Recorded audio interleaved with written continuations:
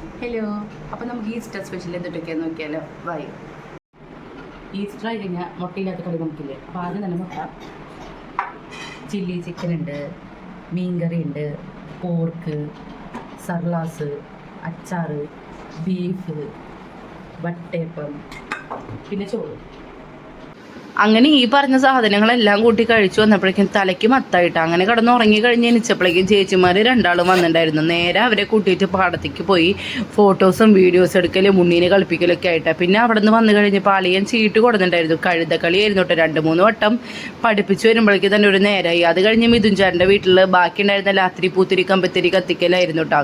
അതൊക്കെ കഴിഞ്ഞിട്ട് വേണമായിരുന്നു എനിക്ക് എൻ്റെ വീട്ടിലേക്ക് പോകാൻ. ഇപ്രാവശ്യം ഞാൻ ഉച്ചയ്ക്ക് പോയിട്ടുണ്ടായിരുന്നില്ല കേട്ടോ. ഇവരൊക്കെ വരുന്ന കാരണം വൈകിട്ട് പോകാമെന്ന് വിചാരിച്ചു. അങ്ങനെ വീട്ടിലെത്തി ഇതേ ബെൻസിനും അമ്മയ്ക്ക് ആയിട്ട് ഫുഡ് കഴിക്കാനുണ്ട്. അപ്പച്ചൻ അപ്പോഴേക്കും നേരത്തെ കഴിച്ച് ഉറങ്ങിയ കാരണം പറ്റിയില്ല. പിന്നെ ഐസ്ക്രീം ഉണ്ടായിരുന്നു. നേരെ ഒരു പടം ഇട്ടിട്ട് ഐസ്ക്രീം കഴിച്ചിരുന്നുട്ടോ. അപ്പോൾ ഇന്നത്തെ വീഡിയോ അത്രയേ ഉള്ളൂ കേട്ടോ. Bye bye.